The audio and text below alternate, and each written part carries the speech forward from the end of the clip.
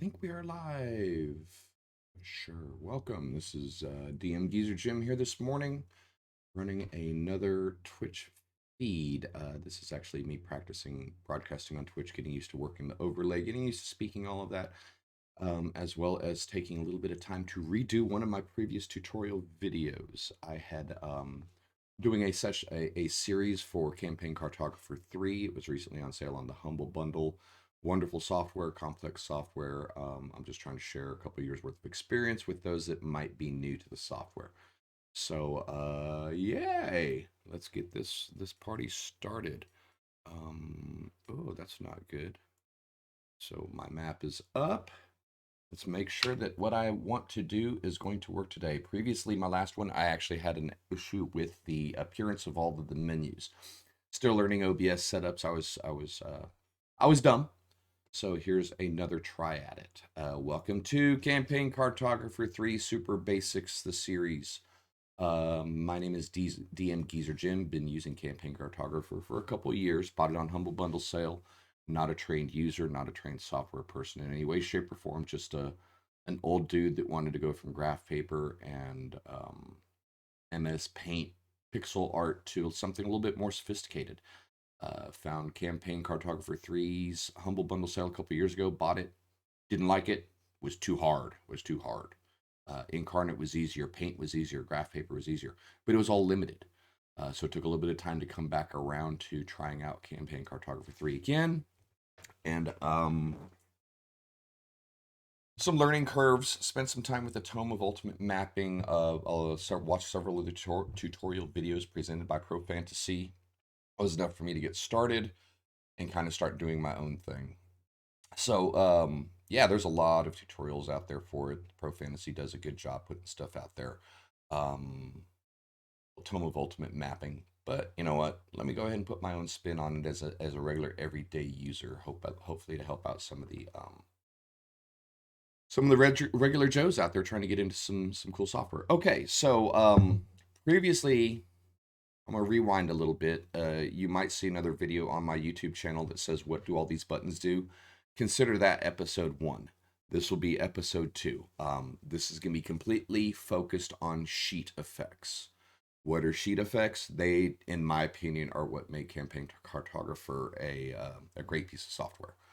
They're the things that add the shadows, add the fade effects, add the glow, add everything, just make your map pop. I mean, right now you're looking at a map in the view, and it looks okay. Not really. The closer you get, the uglier it looks. You know, when you're sitting out here, it's kind of a colorful map. You can tell there's some trees, some walls, some patches of grass, all that kind of stuff. Okay, this is what a map looks like with sheet effects off.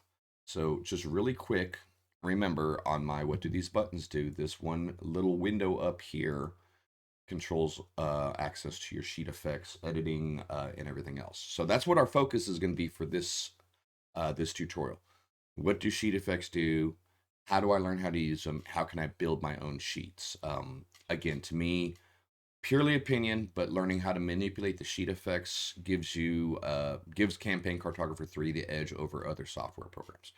The big thing, in my opinion, in addition to the sheet effects, is the ability to import any sort of bitmap texture file in as a drawing tool, import any PNG transparent backing as art assets, and use them as part of your maps.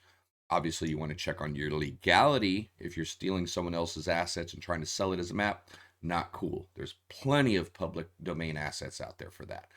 Going on a different tangent there, I apologize. But Campaign Cartographer 3 is a solid program.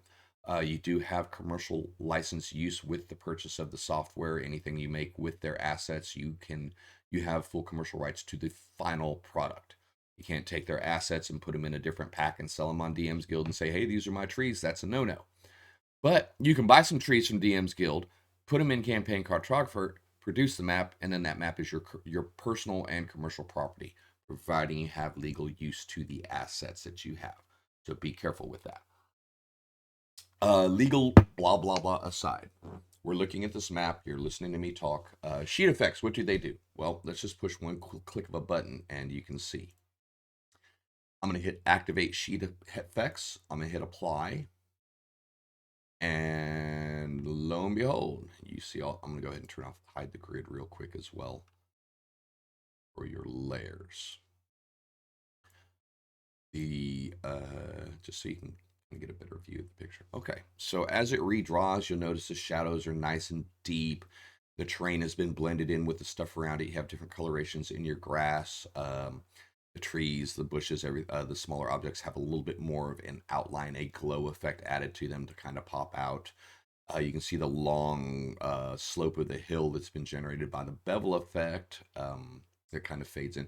So yeah, sheet effects, one click of a button goes from just a bunch of colors and objects that you can tell is a map to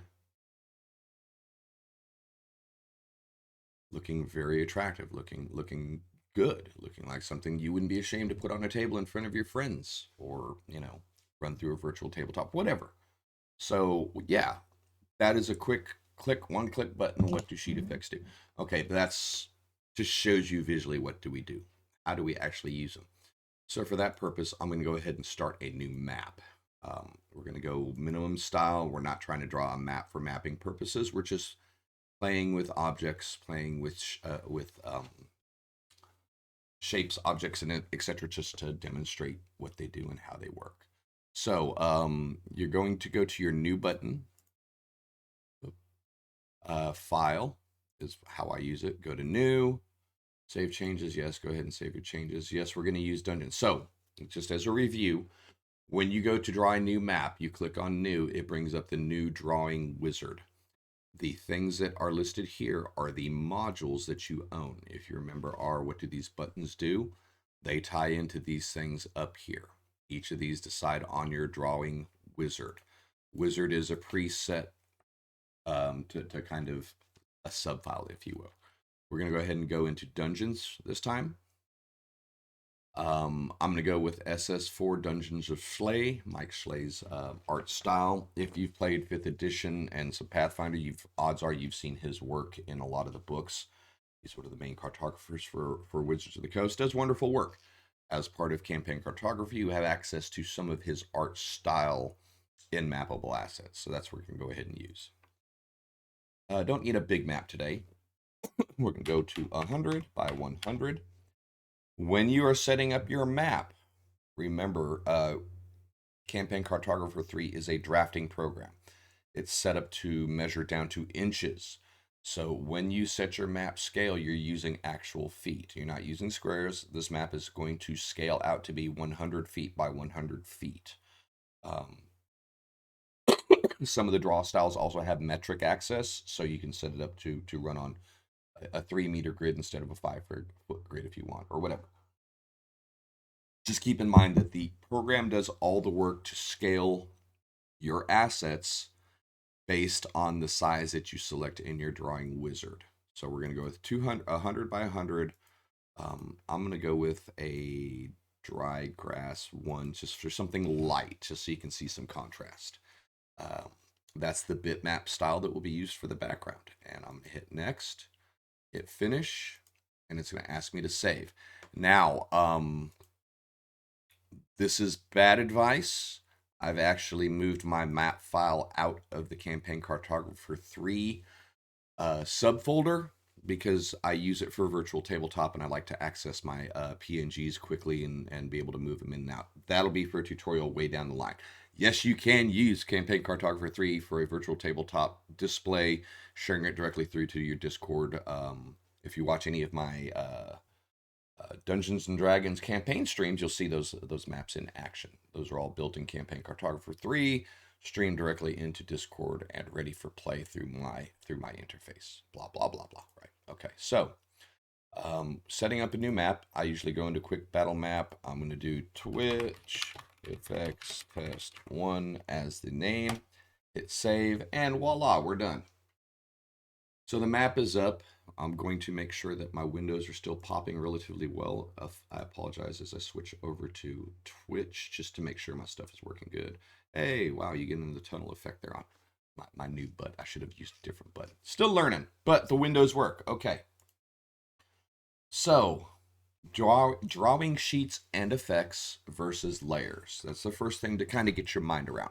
If you have any sort of experience with a paint program, I use Coral Paint and MS Paint 3D.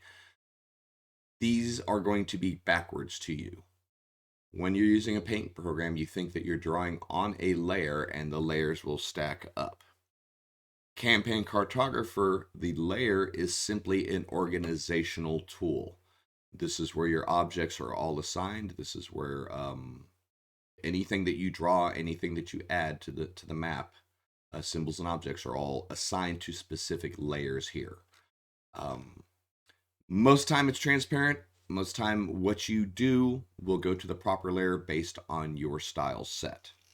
But if you need to move stuff around, you fully have the option. So we have the select layer open. I know it's a little bit small on your view. I do apologize. But you see three little check marks, three little boxes to click for radials. The first one, the far left one, if you click that, that just selects the layer that you are currently controlling. Any custom assets that you add will be drawn to that layer. There's a default. We'll get to that in a second. Caves, anything, if I have that clicked on cave, anything cave-like or anything that I want to be called the cave layer is attached to that layer. What does that mean? Not a lot right now. We'll get there in a second. But using these commands, you can pre-select the layer that you are assigning objects to. You can also hide all the objects that are assigned to a layer. That's very useful if you screw up a floor and you need to hide your walls. If you shoot up a wall, you need to hide your floors, because a lot of times when you're trying to adjust those two objects, they stack on each other with snaps, and it's really hard to select one without the other. So being able to freeze an entire layer or even hide an entire layer to where you don't see the object to select or interact it is a good ability. Hide leads into freeze. Freeze basically does the same thing. Leaves everything on the map, but freezes the controls for them. You cannot select them. You cannot affect them. And I'm going to demo that here in just a second. And we're going to talk about something that I talk about a few times in videos. Grid or no grid. I promise this will be the second video I talked about it. So yeah. Do you draw with a grid or without a grid? That's personal preference. My opinion on it is that depends on what you're drawing. If you're drawing a battle map, if you're drawing something to use in a virtual tabletop or to print out on the table, put all your little minis and all your tokens on and move around, I suggest using a grid. It's not going to be the most natural looking map, obviously, but you make sure that you have space. You make sure that you have 5 foot by 5 foot squares that are accessible. You make sure that the play area is actually playable. You know, sometimes you make a really, really great, good looking map and you didn't use a grid and you throw a grid on it and you're like, dang, 70% of this map is absolutely unusable, whether it be because things don't line up well with the grid, you made the ledges too small, whatever. So do yourself a favor. If you're doing a battle map, start with the grid at least the first few times. So how do we do that? We're going to go up to draw. Move down the menu. You'll see hex or square overlay, and this is what it does. So I'm going to turn off labeling. Real quick, you have hex. You can do horizontal line, vertical line. That means the flats of the hex are either lined up horizontally or vertically, and the points are going to be the opposite of that. We're using a square grid. Isometric if you're using the isometric perspective builder, or if you just want to populate a 2D map with isometric squares, you can do that as well. I'm going with the plain Jane square grid 5 foot because this is a battle map. Hit apply, and voila, it appears. Leads me back to layers. I've just dropped my map. We're doing this for simplicity. I throw a bed on it. I don't like where the bed is. I need to move that bed. I need to delete that bed. I don't even like that bed. What was I thinking? So if I go to do that, all of a sudden you see the bed and all of those lines have been highlighted pink. That means the program wants me, because I selected those points, that's what I'm going to delete. Oh man, I just drew that grid. Okay, so we're going to go up to grid and hit freeze, hit apply. No matter what I do, I can no longer affect that grid. So yes, if you're using a grid, first thing you do, put it on the map. Second thing you do, go over to your layers and freeze the grid so you don't end up accidentally deleting it or moving it or anything like that. Okay, that's layers, man. You know, that's how you activate. I'm going to rewind a step here. We're using the SS4 Symbols of Schley dungeon set. when you pick a draw style, basically Campaign Cartographer Pro Fantasy has taken the time to take all of these art assets, assign them to draw tools, make sure that the scaling is correct, make sure you have fractals, curves, and squares on most of your draw tools. Take all of the objects, all of your symbols, I should say, and make sure that they are scaled correctly for what you're trying to do. So everything in SS4 will work with itself. Each of these items, just for a quick demo, if I click on this, right now we're going to click on a draw tool. Go ahead and go over to Terrain Dirt. As soon as I click Terrain Dirt, you may have noticed that, you probably weren't looking, but notice that the sheet has now changed to outside. The layer has changed to background. Anything part of this draw style that has been assigned to the outdoor terrain tool will default to floor and let's do that again. See, because I'm on the symbol set right now, I have the furniture symbols selected as my draw tool.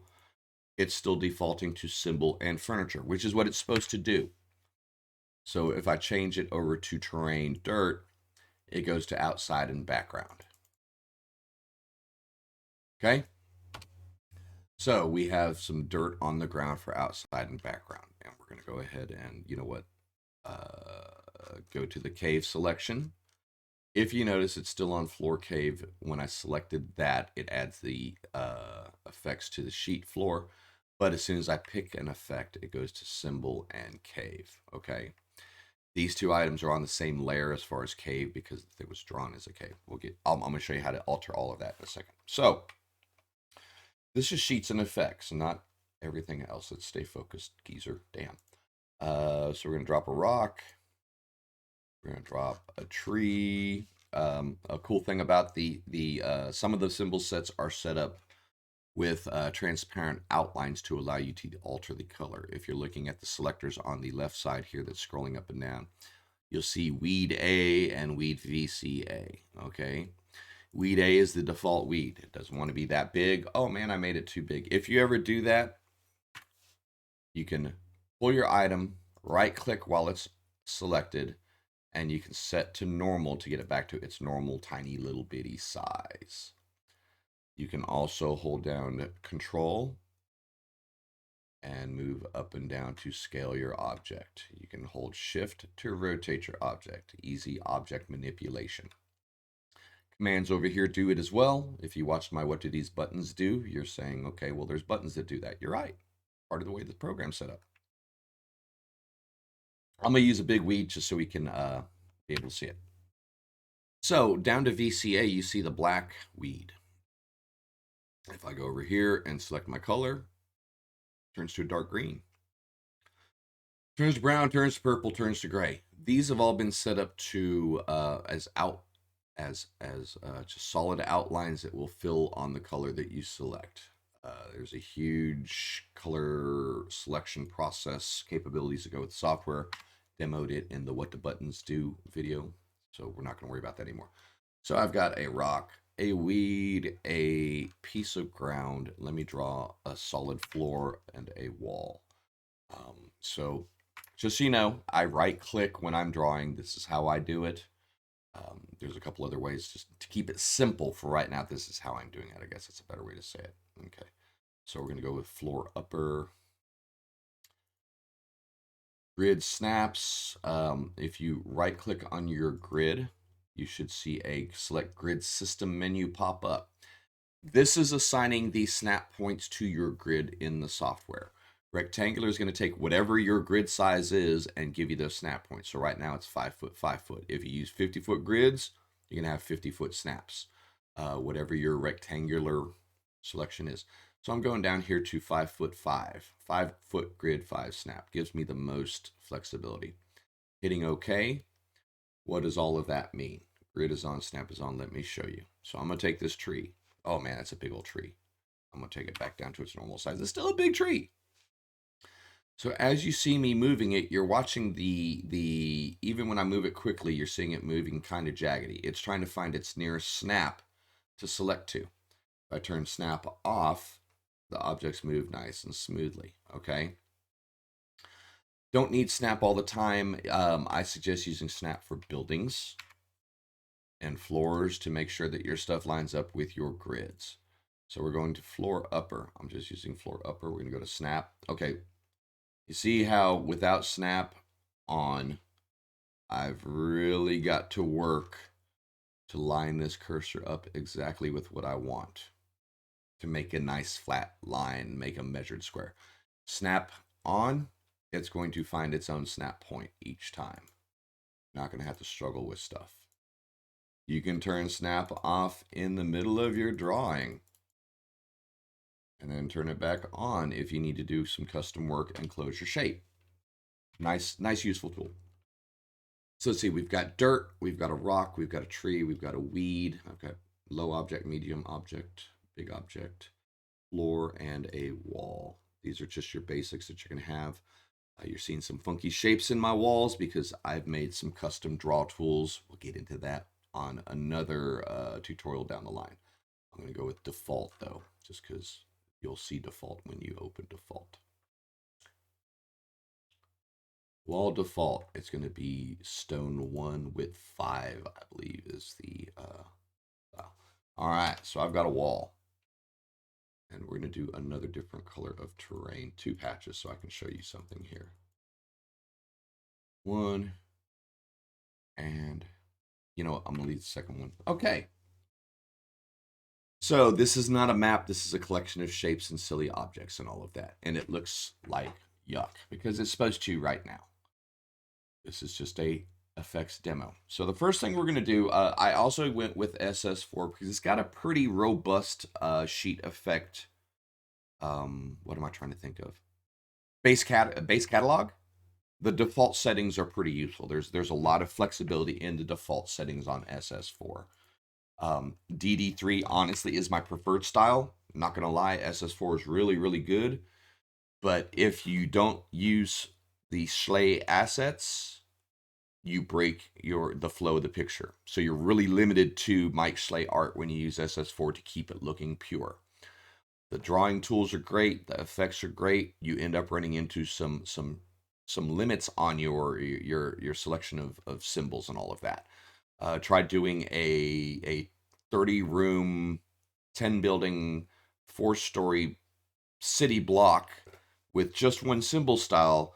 You're going to find out how limiting that is. Okay. What you for building a house, a farmhouse, a field, and all that. Perfect. The downside of the DD3 module is the sheet effects are crap that come default. That doesn't mean anything because I'm gonna teach you how to add some here in a second. Just kind of talking while I drink coffee. But we're using we're using SS4 Schley right now because it's the simplest to use with the defaults. I might switch over to DD3 and show you the difference and how to build if we have some time. So we've got the objects up. We're going to sheet effects and we're going to click activate sheet effect to see what happens. Okay, so the rock has a little bit more glow and a deep shadow to it. The tree has a little bit of a glow effect and a bigger shadow to it. You notice that the edge is faded on the terrain blocks, allowing it to fade into the background, gives it a natural look. The hard edge is gone. Likewise over here with this patch, the wall now has a glow effect, and if you zoom really close in, depending on your computer, depending on your RAM, your operating, depending on the power of your system, you might be best served turning off your effects when you're actually working so you can get shit done quicker. If you got a super duper robust system, you can leave effects on while you work. It will run slower because it's every time it redraws, it's redrawing every single one of the effects to all the objects. Yeah, I'm sitting here. I've got a decent rig, man. I mean, it's an older processor. I'm running 64 gigs of RAM, and it still runs slow on my stuff. But I did want to zoom in and show you the beveling that they do with the wall system in this. It adds kind of a bevel to each of your walls. If you want it or not, it's up to you. So we're going to start here because we're all zoomed in and we're seeing what this looks like. Sheet effects are enabled. I have a few objects on. Let's go ahead and open my drawing sheets and effects. So we're looking at a wall. So I want to go over here to wall and see what's been activated. I have a glow effect, two glow effects, and a bevel effect. Okay. What do they do? The best way to find out what they do is to turn them off. If you click on something that's activated, once you activate your sheet effects, you click on a particular sheet, it shows you all the effects that are currently enabled. If you just simply click each of those, hit apply, the wall goes back to looking to like its default wall when you drew it. There's no effects being applied to it. So we've just seen what glow, and bevel do versus what them not being there do. So let's activate one glow, hit apply. Don't really see anything on it. Let's see what these actual commands are. We're not going to edit the commands right now or the details. I just want to see. So when you select one of your effects, you can go to edit. When you go to edit, it shows you what's been activated. This has got an outside glow, which means the glow effect is going to be on the outside of the object, the outside of the symbol. Inside would reverse it. From where the lines are of the object, the inside gets the glow mode. Okay.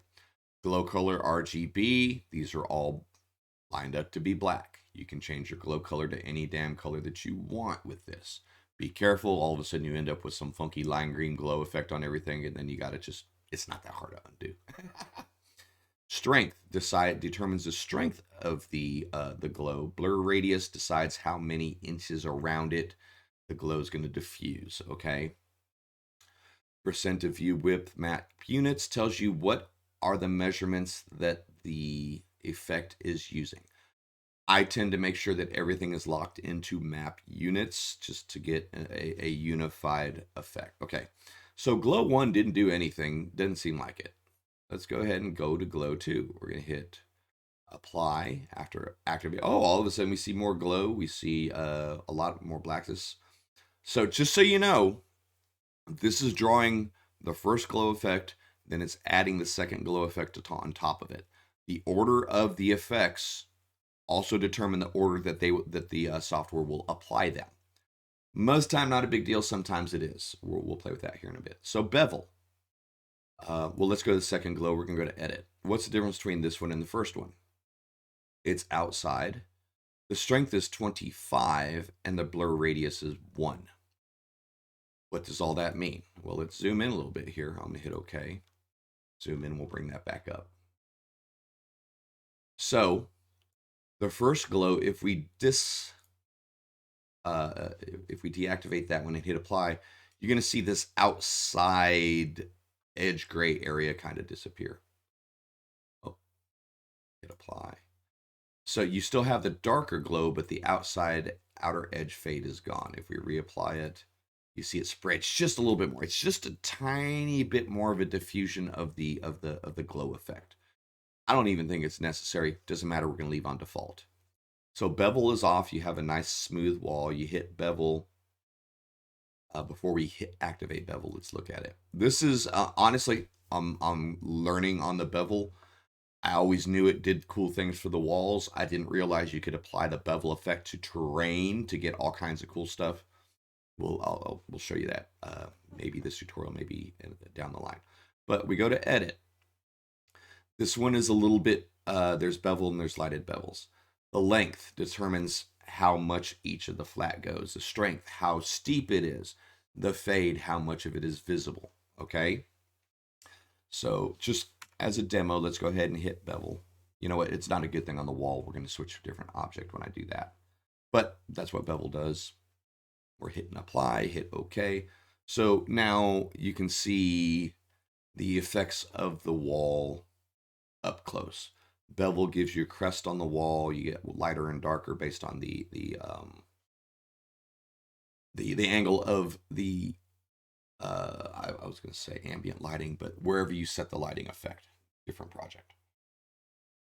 Okay, cool. I'm going to turn this off. We've examined how the effects work on a wall. Let's go ahead and zoom out and zoom back in, and we're going to see the same thing on the dirt. So we've got edge fade. This is a big one. Learn how to use edge fade to make sure your maps get um, a better look to them. Okay. So this is on the outside sheet. Outside has edge fade inner. If I turn that off and hit apply, you just have that funky shape again. So yes, we are on the right sheet with the right effect. Hit apply. You go to edit, same thing here. Every one of your effects will have the ability to edit nearly every facet of it. Edge width is, oops, I'm sorry, I didn't mean to close that. Edit. Your edge width is currently listed at 3. That's how many units of measurement it will affect going in. So remember, edge fade inner means the inner edges of the object. This big brown thing here,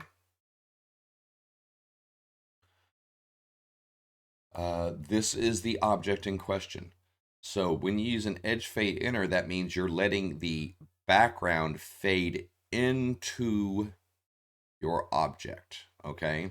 It kind of diffuses, it takes the hard line, makes it a fade, let your stuff fade into it. So it's not necessarily your object bleeding out into the background, it's the background bleeding into your object, okay? There's edge fade inner and outer. So this one is on edge fade inner.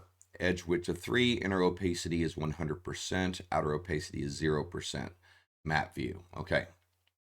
So, I mean, that's a nice, simple outside, okay. So we've looked at edge fade, we've looked at glow, we looked at bevel. The next big one we're going to look at is shadows. So here,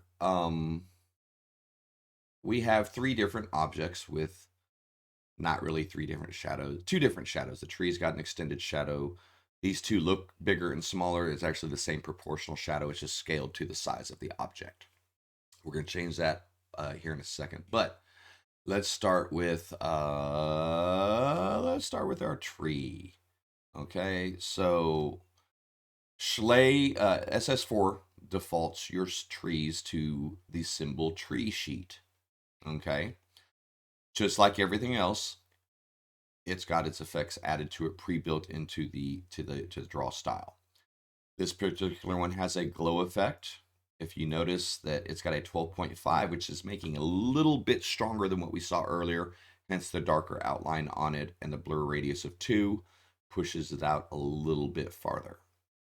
We'll play with stuff in a little bit just to show you, okay? Those are all editable values. Now we're going to go to wall shadow directional. Campaign Cartographer 3 uses the term wall shadow for shadow. It's not assigned to a wall. If you notice, our wall doesn't even have a shadow. Don't know why. I think that's just part of the naming convention to make sure that all of the files line up the way they're. I'm not going to guess, but all the shadows are called wall shadow.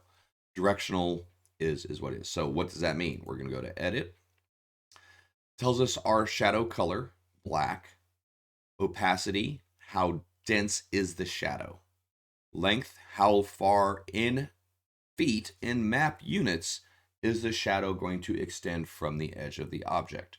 Blur radius, how wide is the edge of how blurry, how soon does the shadow diffuse to the outside of it? How soon does it go from darker to light? Map units, again, as we talked about earlier, map units decides where your measurements. So make sure you're being unified in your measurements. Don't use percent of width view for half of your map and map units for the other half. You can have a hard time truing things up when the effects go live. Here's a fun one, global sun direction. Okay. You can actually alter where your lighting is.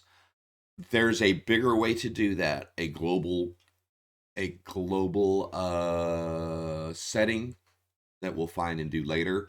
If you do it here, wall directional shadow, you have to make sure you do it for each of the shadows you add to the same thing. So I don't recommend changing it here. But just wanted to show you that it was possible. Now, why would you have something that's got multiple shadow angles? Okay. If you're doing an outside map, you got the sun. That's your single largest point of light. So everything should orient to your sun. If you're doing an interior map and you start getting a little bit more skilled and you're going with torch, with point placement light, you have torches, you have lanterns, you have a campfire. Each of those can become their own uh, global directional, not global source, directional source. So then you want to start making sure that you're adjusting your shadows to those sources in your dungeon. You don't want one chair having a shadow going off at a 45-degree angle when the fire is sitting next to it. You want that shadow going off to 9 o'clock that's away. That's what that's for. In a later demo, we'll get in and actually play with that, the lighting and all that. But right now, just describing what do sheets do? How do I use them? Okay. So, the tree, we've seen that. Go to the next item, which I believe is just going to be symbol. Oh, did this default mine? Okay. The SS4. Now I brain tripped myself there. I was afraid that I had loaded one of my preset custom build sheet effects. That's not the case. Symbols flat. What's the difference between symbols flat and symbols low and symbols? Well, let's go ahead and demo that real quick, and I'm going to do a change of property here. Right now, this object has obviously got a shadow, so it's assigned to one of these symbols, either symbols low or symbol basic layer. I'm going to hit change property because I don't want that little bitty weed to have a shadow. Select it, hit do it. It brings up your change properties. On this menu, you can change most anything you want about an object to an extent. Layers, this decides where it goes. I want to make sure that it stays on the vegetation layer. Even if it started somewhere else, I want it added to vegetation because I'm OCD and I want that crap organized. Whatever. Maybe I want to turn off all my vegetation later. Doesn't matter. It's assigned to vegetation. So I'm going to sheet. Remember, layer is for organization, sheet is for effect. So I've organized it onto the vegetation layer. I'm going to the sheet effect, and I'm going to put it on symbol flat.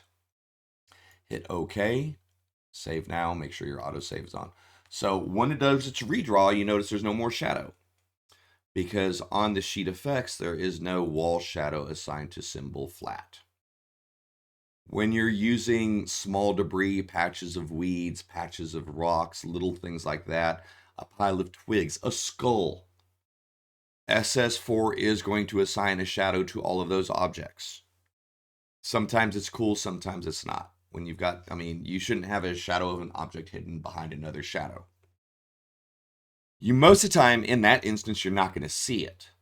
So don't worry about it, but it still costs processing power, still organization. So pay attention to that. When you're lining your objects up, your small stuff, your flat stuff, your low to the ground stuff in proportion to other things, maybe consider moving it over to the symbol flat layer to give the shadows that are there some more meaning. Okay. I'm sorry, I went into map design and not into using effects there. So we've gone from that. We're going to check out the boulder next door. The boulder sits with a shadow. Sorry, too many Atla. Watch too many Avatar episodes around here. Wall directional shadow, that's what we're going to check. Now notice this one has glow driven drawn second. Does that matter? Let's see. If I move it up and hit apply,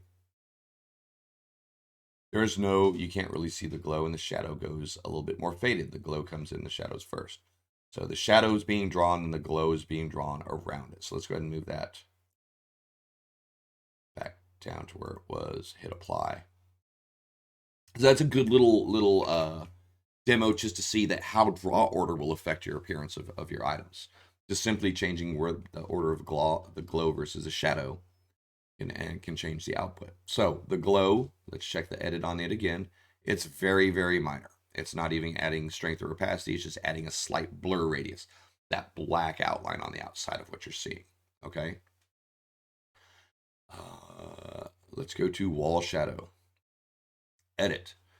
Direction map view, everything looks the same here. You notice the opacity is a little bit darker, but the length is a little bit shorter, and your blur radius is a little smaller. So that kind of explains why the rock shadow looks different than the tree shadow. Let's have some fun. while we have this open, just to demo some stuff here. Let's take this rock using the change properties and assign it to symbols trees. Move it to sheet symbols tree. Make sure that I'm sitting on debris for layer. Hit OK. The fade goes worse, deeper, and the shadow gets longer. So the program does not care what symbol you put down. Program doesn't know if it's a chair. Program doesn't know if it's a rock. Program doesn't know if it's a wall. Program doesn't know if it's a dude. The effects are what decide that. So I just told this program to treat this pile of rocks like a tree because the sheet effects were set up for a tree to behave like a tree. Very simple, but just got to kind of pop stuff around, man. I don't like that. I'm going to move it back to where it belongs just to be demo pure labels. So just so you know, this says labels because that's my default right now. Doesn't mean anything. That's what's up here. This is going to show what's up here. Unless I click this box, this is not going to change. I just clicked that box though like a dummy. So let's make sure I put it on debris. Sheet is floors. That's where my default draw tool was.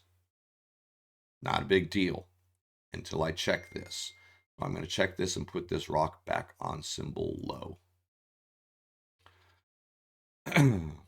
So symbol low, you notice the shadow got a lot shorter. Going into some redundancy, we'll look at wall directional shadow here. It's got an even shorter length. Okay. But what if I want something in the middle? We're going to build a sheet effect next. So I've got a symbol flat, symbol low, symbol tree. We'll do just symbol, okay?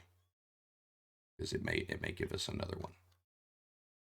I'm gonna play with it. Well, why am I scrolling? I'm taking too long to find a table. Set my table to normal size. Shows you how big those silly rocks are.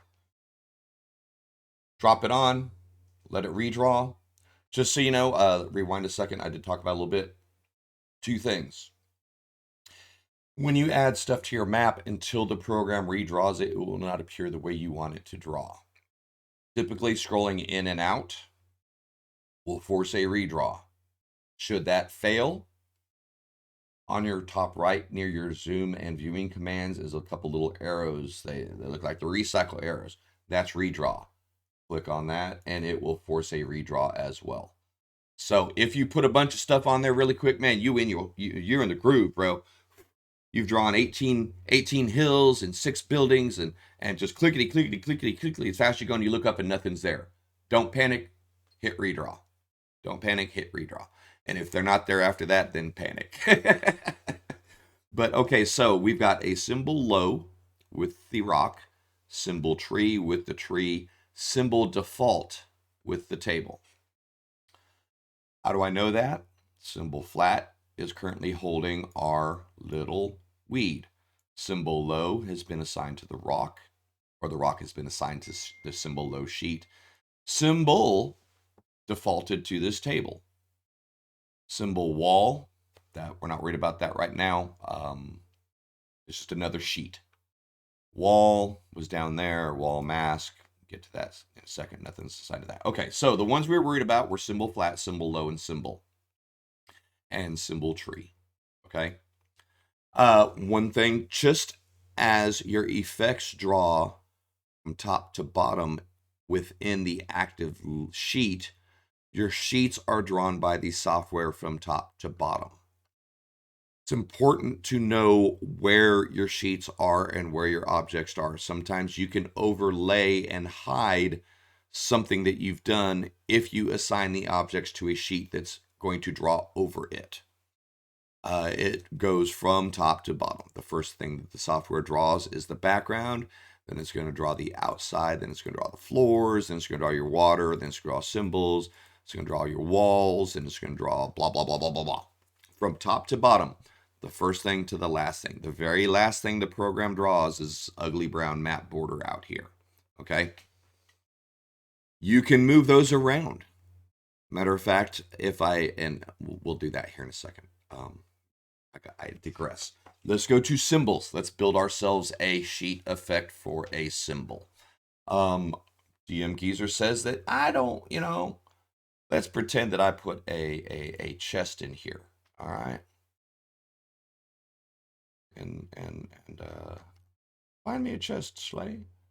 I'm going to drop the default chest in here. Let it redraw. Okay, so I'm of the mindset that a table is sitting about 4 foot up, 3 foot off the ground. Hell, this table's about 8. It is 5 foot, 4 foot by 8 foot, sitting 3 foot off the ground. So why is a 2 foot by 3 foot sitting 1 foot off the ground chest going to have the same dang shadow? Shouldn't. But if I put on shadow low, I don't necessarily like that either, because then it doesn't have much of a shadow at all. Let's just see. Symbols low. The shadow cuts down to, I mean, honestly, I like that. But we're playing here. I want a symbol medium. I want something in between symbol low and symbol for my effects. So the first thing you're going to do is you're going to open your effect. You're going to go to add. Make sure when you name them to make sense to yourself. No one else is seeing this. This is yours. You don't have to stay with the naming convention that's part of the effects. If it helps you to name it something else, do so. Okay? But I believe in consistency. I'm going to call this symbol medium because it's going to make sense. So symbol medium is going to populate right below. Okay, just so you know, if I'm up here and I'm on add and I have outside selected, if I hit add, it's going to put that sheet really close to where you had it selected. So if you're adding a sheet in a particular category, it does help with your organization. It's a big deal. I'll show you guys towards the end of the demo. Outside 2 is going to draw after outside. Symbol medium is going to draw after symbol. Don't necessarily want that. So I'm going to move this up. That way I have symbol flat, then symbol low being drawn, then symbol medium drawn, then symbols being drawn. Okay.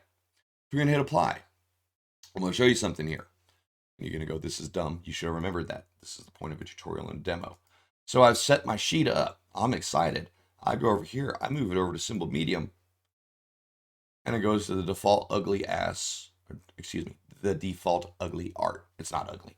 Compared to everything else it is, though. What did I do wrong? I didn't put any effects on my sheet.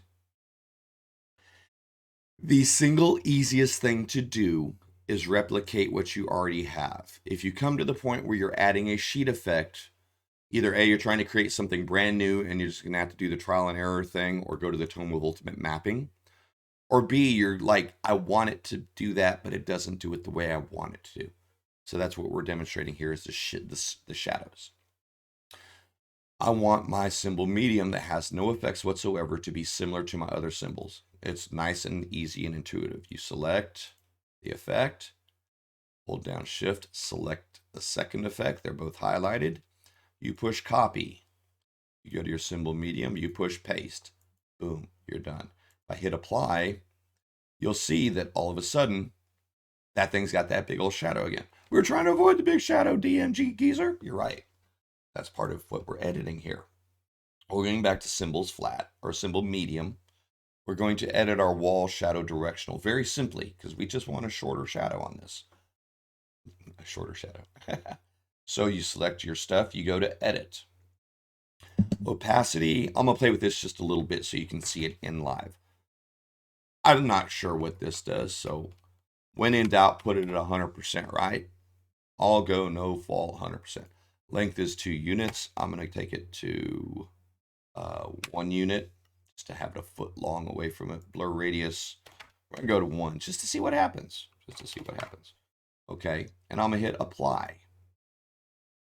So this is affecting the chest that we were looking at earlier. Oh my God, that's a dark shadow. And, okay, well, it's supposed to. So 2 things to keep in mind. Look at what I edited. Number 1, wall shadow. I turned the opacity up to 100%. That means it's no longer a shadow. It's a black void of doom. Okay, you walk into that, you disappear into the nether. We're going to go back to the 30%. Length is at 1, blur is at 1. I don't like the blur at 1 because now you have that shadow blur around the entire object. I just want it down here around the shadow. So we're going to take that back to the fraction of 0.1 that it was. We're going to hit apply. Hey, custom sheet effect. Done. Not hard to do. Not hard to do at all. And a matter of fact, that's the key to learning how to really build lots of effects, lots of stacked graphical effects, sheet effects to really make a drawing pop. Okay, I'm gonna pause here for a second. I don't have a cool little be right back screen, so I do apologize. I will be pausing the YouTube video here, resuming for a second. Just need to warm up my coffee, move around a second, and we'll continue with our tutorial. Be right back.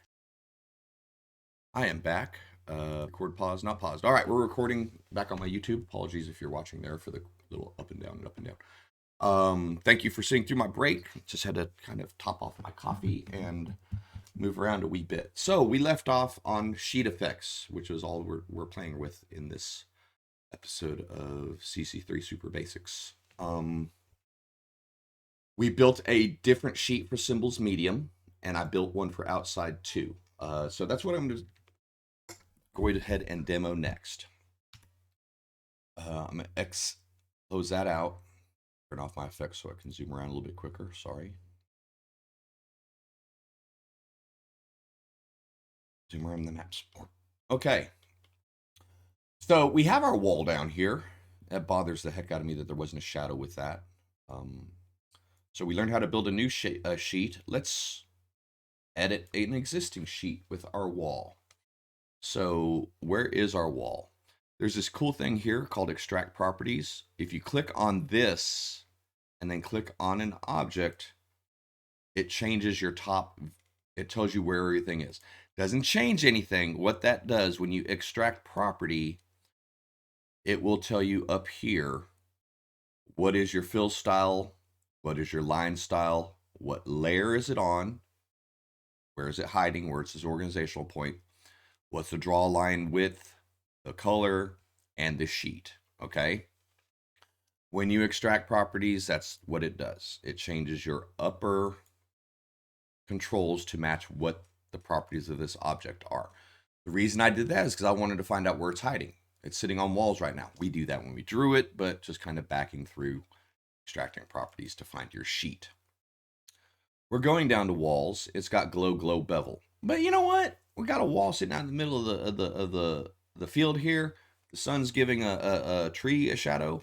The wall should have a shadow. So let's add an effect this time.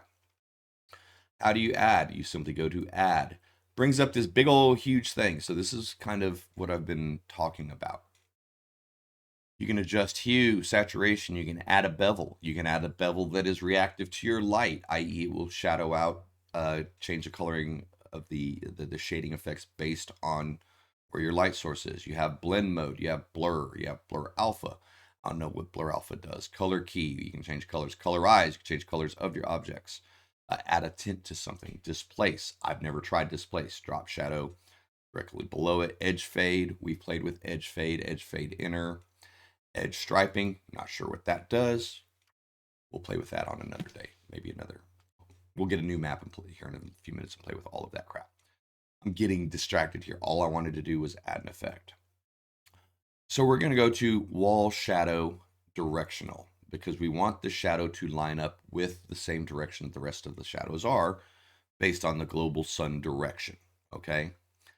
Reminder, wall shadow does not mean it belongs to a wall. All shadow effects in the software are called wall shadow. If you're curious about that, let's go ahead and cancel. I'll go to add. You have wall shadow. Oops, I clicked on it. Wall shadow directional, wall shadow point light finalize, wall shadow point light setup. That's to do your customized lighting, multiple shadow effects and all that. Not worried about that right now. We just want to add a shadow to our wall. Nice and simple. Click on it. It brings up the selector that we saw on the other shadow things. Shadow color, RGB, keeping it at black. Opacity, let's take it down to 40%. Length, it's saying a 10 foot. Man, that's a long shadow. Let's go with, in the wall's 8 foot. Yeah, we'll go with 8. Blur radius, I'm going to go with 1. Just to keep it nice and simple. We're going to hit map unit to make sure it is aligned with everything else. Hit apply. and hit OK. And it has now been added to my effect sheet. And if we close it, you see that we have now added a lighting directionally a directional wall shadow, directional shadow to our wall. Not hard to do. Okay.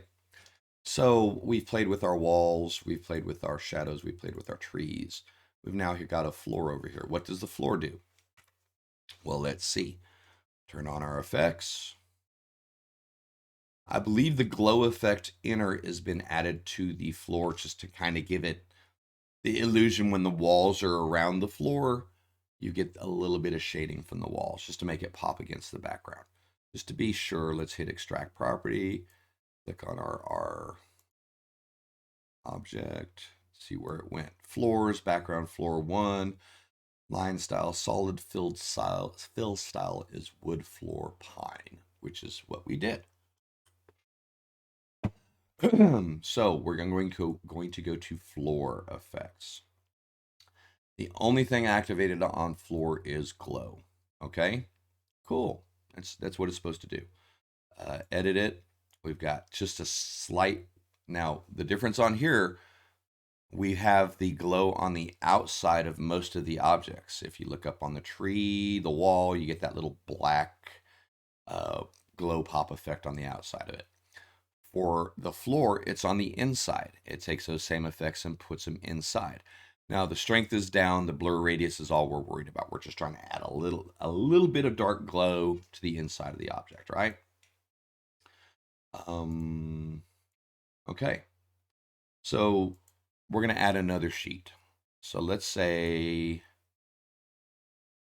for fun, I'm going to draw another floor section. I want this one to be above the first one. Okay, hit enter. So if I just go with the default, it blends the two objects together. I still have the glow effect, but here when the objects touch each other, it doesn't do anything because the two objects are on the same sheet. Once they touch each other, they become one object according to the software, so they share the same effect. Doesn't look good. We're going to add another floor sheet. We're going to make this kind of a second level floor, and we're going to make it pop a little bit. So first thing we do, we're on floors. We decide we needed another floor. We're going to go to add. We're going to go to floors. Oops, learn how to type. 2, hit OK. We're going to go up to our floor, similar to what we did on our shadow. We're just going to take the glow effect, copy it, and paste it. And hit apply. Doesn't do anything because nothing's been assigned to that sheet yet. So we're going to go to change properties, select said item, move it up to floor 2. It's okay, I'm back. All of that's okay because we extracted our properties earlier, remember? Don't click anything else. Just make sure you change your sheet. Hit OK, redraw. And now you have an outline of this floor transposed over the other floor. Looks different. You can tell it's separate, but let's make it pop a little bit more. And all we're going to do is take the glow effect, copy it, and do a second run on it. And hit apply. And now you have a little bit more of a pop. Okay. What I would recommend as in production, if you're making multiple floor, do the shading in the opposite way. The lower level, you should have the double glow on. The higher level, you should have the single glow on. That way you have the depth of light going from down below a little darker, up higher, a little lighter. Personal preference, little trick. When we get into actually drawing sessions, I'll demonstrate that a little bit more. Okay, I'm going to zoom this out for a second and kind of do a summary so far. Bring these back on. Sheet effects, that's all we've been trying to do. Play with sheet effects, go through how do you use them, what do they actually do. So we looked at shadows, we looked at glows, inner, outer, edge fade, inner, outer, bevel. Those are the main ones. There's a whole bunch of other ones that you can play with, and I suggest you get in there and do that if you want. Most of them don't really fit with your outdoor style, but again, I digress. There's nothing bad about it. Just make your decisions based on what you need. We're going to add one more sheet effect because this is something that I struggled with a bunch when I first started playing with outdoor maps. Most of your terrain is not just one or two colors. Well, it is, but with the contours of the grass and all that, the ground and all that, you want to be able to blend textures a little bit better. You want to be able to blend your bitmaps. So I'm going to take this terrain dirt with the grass, and I'm going to go like so. And I'm going to hit enter. It's going to click in, and it looks okay. It blended really well with the background, but it completely clashes against our outside, okay? This is the same thing that happened with the floors. These are on the same sheet. Both of them are on outside 1. Remember earlier I made an outside 2, okay? There's nothing added to it. We're going to take edge fade inner, copy it over, click on that, hit paste, hit apply. Now that the sheet is ready, we're going to take our newest terrain object using change properties and simply move it over to outside 2. We're still on background floor, hit OK. So what happens? Because it's got its edge fade inner set, it still works with the background just fine. It allows the background to bleed into the inner edge of the object. And because we've set it on its separate sheet, it is doing the same thing on outside 2 with what's on outside 1. Okay? It's allowing the patch of dirt on outside 1 to fade into our new patch of ground on outside 2. So it's really as simple as adding another sheet to make sure that you're blending your stuff. I want some lawn to go through there, and I want some lawn to go through all of this stuff, okay? We're going to take some bright green grass. I'm going to start here. I'm going to run this sucker all the way down to there, just to show you it doesn't matter the size of your object. Let it draw. It defaulted to outside because that's what the tool is telling it. So a couple good demonstrations here. Number 1, outside 1 with outside 1, you do not have a faded effect. Outside 1 with outside 1 down here, even though it's a different object, it's still on the same sheet, so we have the same thing. It managed to blend okay with outside 2, but outside 2 also covers it up, okay?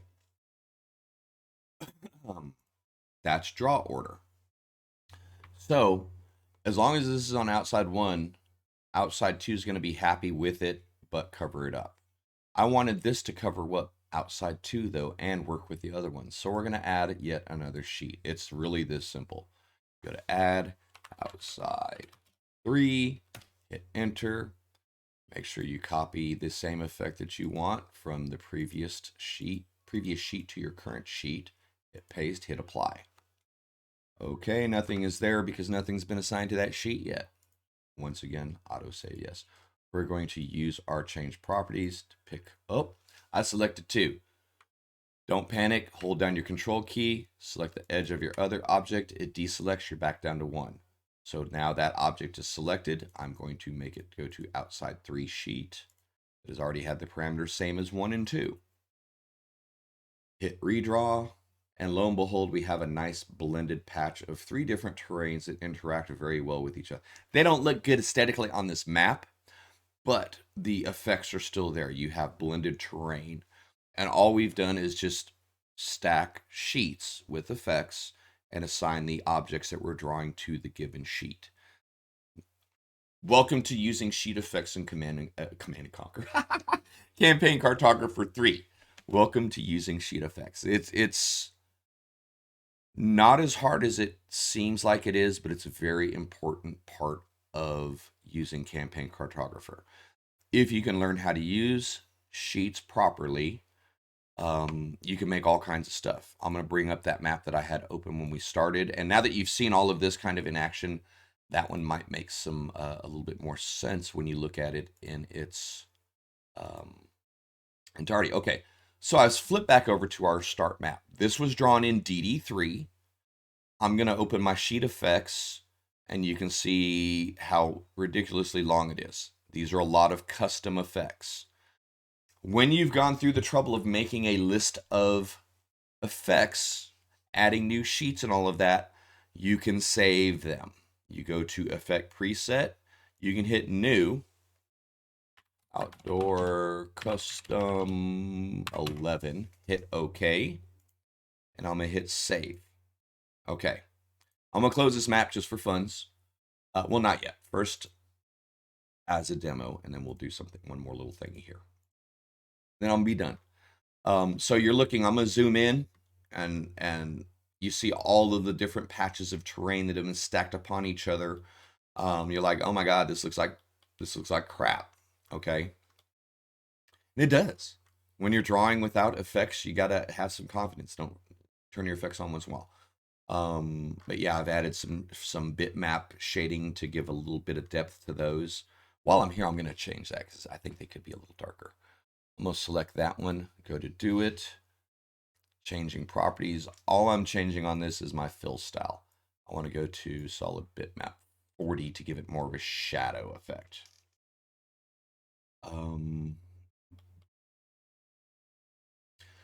So you have terrain over terrain. You have objects drawn upon other objects. You have so many different colors and patches of stuff worked into each other. Like, that doesn't make any sense. Okay, number one, I have 4 outside layers drawn. The edge fade. I've also stacked additional layers for flooring and additional layers for that. You can build upon build upon build. You can draw 5 different terrain things, blend your 5 different grasses in nice together, put a big rock on top of it, and then add another layer of 3 different dressings on top of that rock to blend your grass on top of that. Just as a, you know what? Let's just select. I'm going to freeze my symbols just so I can kind of demo. We're going to demo some layer work while we're standing here. Freeze symbols. Let's not check. I want to activate game master only. I'm going to freeze symbols. I got vegetation, freeze vegetation, freeze walls, and hit apply. Okay. Wow. I hide them. Oh, I hid. Oh. That was fun. Okay. Well, you know what? Being hidden is not a big deal either because I can't access it. So I'm going to go to change properties just to do a quick demo here.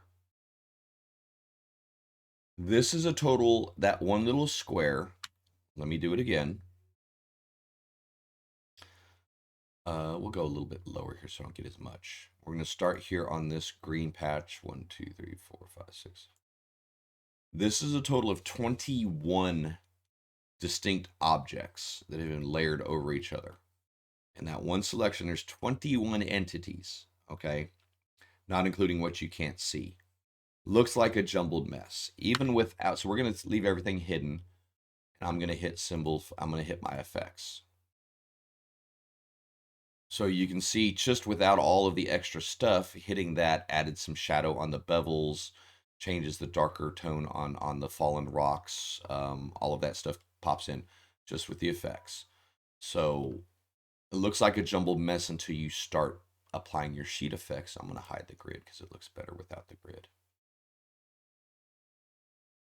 When you learn how to manipulate and stack sheet effects, you can get some very natural looking terrain, a lot of color without a whole ton of effort. And we're here, so we're going to go ahead and go back to show my symbols, show my vegetation, show my walls, hit apply, and all of that crap reappears. So that's a nice quick demo on how to use your layers to manipulate stuff and fix stuff. If you got a map in there and you've got that, man, you're looking at it, you're like, I missed one spot. Use your layers, freeze, hide, whatever else you need to do to secure everything except for what you need to fix. You don't ever have to really get into redoing. As long as you've organized your stuff onto the correct layer, as long as you've added the stuff to the correct sheet effect, you can really go back through and make minute corrections even after the fact. Okay. So I was gonna do one more little thingy, just to show you the difference between. This is what we're looking at. 1, 2, 4, 5. 8, 9, 14, 15, 20, 25, 29 effects that are on my outdoor custom. Okay. And I'm going to start a new map before we finish up. I'm going to go to Dungeons. Remember, Drawing Wizard selects which module you're using. Style selects, or a map style selects the presets, the symbols, the drawing tools, and the effects that have been assigned to this style. So just so you know, this one has been done in DD3. Okay, 24, 25 sheet effects, all of this cool stuff. This is in DD3. So when I start a new one, you're going to be like, what the heck? And why do you even use it? Because it's so flexible. The art style gives you a lot more latitude to import other assets and kind of a little more colorful pop. DD3 dungeon, 150 by 150. Next. I'm going to use the same background as I just did. This is going to be the same basic outlay. Next, finish. We're going to call this Twitch Effects Test 2. Save. And I'm going to turn on the effects. What the hell is that? Okay. The default DD3 came with 1, 2, 3, 4, 5, 6, 7, 8, 9, 10, 11, 12, 13, 14, 15 effects layers. And 2 of them didn't even have anything assigned to them. 3 of them don't have anything assigned to them. No shadows, no nothing. So your default, let's just draw something in default DD3. And I'm not trying to rag on it. I prefer DD3. But there's a lot of work that goes into using it because you have to do a lot of setup. That's not a bad thing. You learn how to do it, and you get the flexibility to build whatever you want. So we're going to build a landmass in the center of it. We'll go over here and go with a darker patch of grass, just kind of a shadowed flange, if you were. Da, da, da, da, da. And because I want to demo it, we're going to do one ugly patch of dirt that crosses the 2 of them. Okay. 3 terrain, 3 separate terrain effects. We're going to hit activate sheet effects, and nothing is going to happen because outside sheet has nothing attached to it. First thing we're going to do is go in and add our edge fade inner. I'm going to go with our default matte 5, inner opacity at 100. That makes sure the inside stays dark. You turn that down, it gets a little bit lighter. You hit apply just to see what happens. Okay. So everything faded. Cool. Except for the stuff that touches itself. Next thing we do, as we already demoed, we're going to go outside 2. Or no, bad demo. I've opened up DD3. I'm looking at it going, dang it, I forgot there was nothing here. So I'm going to go to my sheet effects. Make sure you activate them.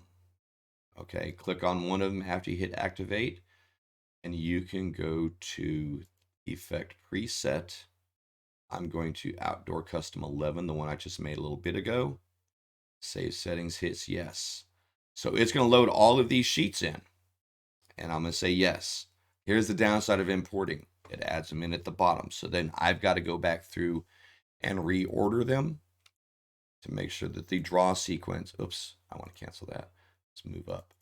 Make sure that the draw sequence of all my sheets is how I planned on them.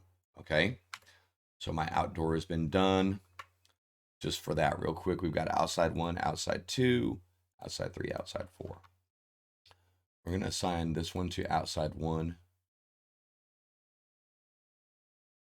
outside. Hit apply. This one's going to 2, hit apply. This one's going to 3, apply. When we redraw, everything does a nice blend. Nothing hides itself. Outside 1 is drawn first. Outside 2 is drawn over that. Outside 3 is drawn over that. So